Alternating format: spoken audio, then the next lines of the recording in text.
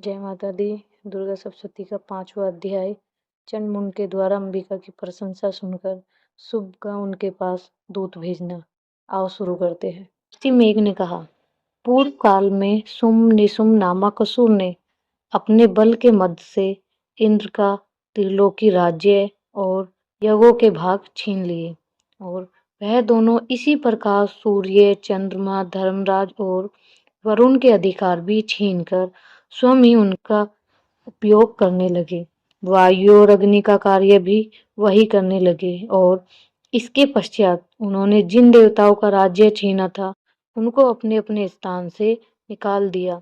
इस तरह से अधिकार छीने हुए दैत्य तथा दैत्य द्वारा निकले हुए देवता देवी का स्मरण करने लगे कि देवी ने हमको वर दिया था कि मैं तुम्हारे संपूर्ण विपत्तियों को नष्ट करके रक्षा करूंगी। ऐसा विचार कर सब देवता हिमालय पर गए और भगवती विष्णु माया की स्तुति करने लगे। देवताओं ने कहा, देवी को नमस्कार है, शिव को नमस्कार है, प्रकृति और भद्रा को नमस्कार है। हम लोग रोद, नित्य और गौरी को नमस्कार करते हैं। अत्यंत सौम्य तथा अत्यंत रौद्र रूपा को हम नमस्कार करते हैं। उन्हें हमारा बारंबार प्रणाम है। जगत की आधारभूत कृति देवी को बार बार नमस्कार करते हैं। जिस देवी को प्राणी मात्र विष्णु माया कहते हैं उसको नमस्कार करते हैं। जो देवी संपूर्ण प्राणियों में छाया रूप में स्थित है उसको नमस्कार है, उसको नमस्कार है। जो देवी संपूर्ण प्राणियों में शक्ति के रूप में स्थित है उसको नमस्कार है, उसको नमस्कार है। जो देवी संपूर्ण प्राणियों में तृष्णा के रूप में स्थित है उसको नमस्कार है, उसको नमस्कार है। देवी सब प्राणियों में शांति के रूप में स्थित है उसको नमस्कार है, उसको नमस्कार है। जो देवी सब प्राणियों में लज्जा के रूप में स्थित है उसको नमस्कार है, उसको नमस्कार है। जो देवी संपूर्ण प्राणियों में श्रद्धा के रूप में स्थित है उसको नमस्कार है, उसको नमस्कार है।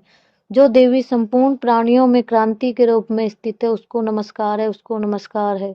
जो देवी सब प्राणियों में लक्ष्मी के रूप में स्थित है उसको नमस्कार है, उसको नमस्कार है। जो देवी सब प्राणियों में दया के रूप में स्थित है उसको नमस्कार है, उसको नमस्कार है।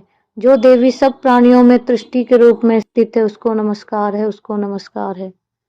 जो देवी संपूर्ण प्राणियों में मात्र रूप में स्थित है उनको नमस्कार है, उनको नमस्कार है। जो देवी संपूर्ण प्राणियों में भ्रांति के रूप में स्थित है उसको नमस्कार है, उसको नमस्कार है। पूर्व काल में देवताओं ने अपनी अभिष्ट फल पाने के लिए जिसकी स्तुति की है और देवराज इंद्र ने बहुत दिनों तक जिसका सेवन किया है, यह कल्याण की साधना भूत ईश्वरीय हमारा कल्याण और मंगलमय करे तथा सभी विपत्तियों को नष्ट कर डाले। असुरों के सताए हुए हम संपूर्ण देवता इस समय नमस्कार करते हैं तथा जो भक्ति पूर्ण स्मरण कर जाने पर सब विपत्तियों को नष्ट कर देती है, वह जगदम्बा इस समय हमारा मंगलमय करे, हमारी समस्त विपत्तियों को दूर करे। महर्षि मेघ ने कहा, हे राजन, इस प्रकार जब देवता स्तुति कर रहे थे तो उसी समय पार्वती देवी गंगा में स्नान करने के लिए आई। तब उनके शरीर से प्रकट होकर शिवा देवी बोली, शुभ दैत्यों के द्वारा स्वर्ग से निकले हुए और निशुम्भ से हारे हुए यह देवता मेरी स्तुति कर रहे हैं। पार्वती के शरीर से अंबिका निकली थी, इसलिए उसको संपूर्ण लोक में कौशिकी कहते हैं। कौशिकी के प्रकट होने के पश्चात पार्वती देवी के शरीर का रंग काला हो गया और वह हिमालय पर रहने वाली कालिका देवी के नाम से प्रसिद्ध हुई। फिर शुंभ और निशुंभ के दूत चंडमुंड वहां आए। उन्होंने अंबिका देवी को देखा। फिर वह शुंभ के पास जाकर बोले, महाराज, एक अत्यंत सुंदर स्त्री हिमालय को प्रकाशित कर रही है। वैसा रंग रूप आज तक हमने किसी स्त्री में नहीं देखा। हे ईश्वरीय, आप यह पता लगाए कि वह कौन है और उसको ग्रहण कर ले। वह स्त्री स्त्रियों में रत्न है और अपनी कांति से दसों दिशाओं को प्रकाशित कर रही है, इसलिए आपको उसको देखना उचित है।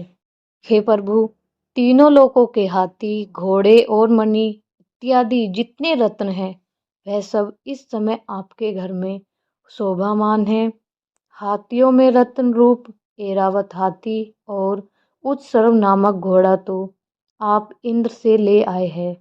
हंसों द्वारा जुता हुआ विमान जो कि ब्रह्मा जी के पास था, अब भी आपके पास है। मृत्यु से उत्क्रांति का नामक शक्ति भी आपने छीन ली और वरुण का पास भी आपके भ्राता निशुम्न के अधिकार में है। और जो अग्नि में न जल सके ऐसे दो वस्त्र भी अग्निदेव ने आपको दे दिए हैं। हे दैत्यराज, इस प्रकार सारी रत्न रूपी वस्तुएं आप संग्रह कर चुके हैं, तो फिर आप यह कल्याणकारी स्त्रियों में रत्न रूप अनुपम स्त्री आप क्यों नहीं ग्रहण करते? महर्षि मेघ बोले। चंडमुंड का यह वचन सुनकर सुम्न ने विचार किया कि सुग्रीव को अपना दूत बनाकर देवी के पास भेजा जाए। उसको सब कुछ समझा दिया और कहा कि वहां जाकर तुम उसको अच्छी तरह से समझाना और ऐसा करना जिससे वह प्रसन्न होकर तुरंत मेरे पास चली आए। दूत सुग्रीव पर्वत के उस पार रमणीय भाग में पहुंचा जहां देवी रहती थी। दूत ने कहा, हे देवी, दैत्यों का राजा शुभ जो इस समय तीनों लोकों का स्वामी है, मैं उसका दूत हूँ और यहाँ तुम्हारे पास आया हूँ। संपूर्ण देवता उसकी आज्ञा एक स्वर में मानते हैं। अब जो कुछ उसने कहा है वह सुनो। उसने कहा है कि इस संपूर्ण त्रिलोकी मेरे वश में है और संपूर्ण योगों के भाग को परतक परतक मैं छीन लेता हूँ और तीनों लोकों में जितने श्रेष्ठ रत्न है वह सब मेरे पास है। देवराज इंद्र का वाहन ऐरावत मेरे पास है। उत्सर्ग नामक घोड़ा जो क्षीर सागर मंथन करने से प्रकट हुआ था, उसे देवताओं ने मुझे समर्पित कर दिया है। हे सुंदरी, इसके अतिरिक्त और भी जो रत्न भूषण पदार्थ देवताओं के पास थे वो सब मेरे पास है। हे देवी, मैं तुम्हें संसार की स्त्रियों में रत्न मानता हूँ क्योंकि रत्नों का उपभोग करने वाली मैं ही हूँ। हे चंचल कटाव वाली सुंदरी, अब यह मैं तुम पर छोड़ता हूँ कि तुम मेरे यहाँ मेरे भाई महाकर्मी निशुम्भ की सेवा में आ जाए। महर्षि मेघ ने कहा। दूत के ऐसा कहने पर संपूर्ण जगत का कल्याण करने वाली भगवती दुर्गा मन ही मन मुस्कुराई और इस प्रकार कहने लगी। देवी ने कहा, हे दूत, तू जो कुछ कह रहा है वह सत्य है और इसमें कुछ भी झूठ नहीं है। शुभ इस समय तीनों लोकों का स्वामी है और निशुम्भ भी उसी तरह पराक्रमी है, किंतु इसके संबंध में मैं जो कुछ प्रतिज्ञा कर चुकी हूँ उसे मैं तुमसे कैसे झुठला सकती हूँ। अतः तू मैंने जो प्रतिज्ञा की है उसे सुनो। तो मुझे युद्ध में जीत लेगा और मेरे अभिमान को खंडित करेगा तथा बल में मेरे समान होगा, वही मेरा स्वामी होगा। इसलिए शुभ और निशुम्भ यहाँ आवे और युद्ध में जीतकर मुझसे विवाह कर ले। इसे भला देर की क्या आवश्यकता है? दूत ने कहा, हे देवी, तुम अभिमान में भरी हुई हो, मेरे सामने तो तुम ऐसी बात न करो। इस त्रिलोकी में तो कोई ऐसा नहीं है जो सुम निशुम्भ के सामने ठहर सके। हे देवी, जब अन्य देवताओं में से कोई सुम निशुम्भ के सामने ठहर नहीं सका तो तुम जैसी स्त्री उसके सामने कैसे ठहर सकोगी? अतः तुम मेरा कहना मानकर उनके पास चले जाओ, नहीं तो जब वह तुम्हें केस पकड़कर घसीटते हुए ले जाएंगे तो तुम्हारा गौरव नष्ट हो जाएगा। इसलिए मेरी बात मान लो। देवी ने कहा, जो तुमने कहा वह ठीक है। शुंभ और निशुंभ बड़े बलवान हैं, लेकिन मैं क्या कर सकती हूँ, क्योंकि मैं बिना विचारे प्रतिज्ञा कर चुकी हूँ। इसलिए तुम जाओ और जो मैंने तुमसे कहा है वह अपने असुर से कह दो। इसके पश्चात जो वह उचित समझे वही करेंगे। छठा अध्याय सुनने के लिए मेरे चैनल को लाइक, शेयर एंड सब्सक्राइब करें।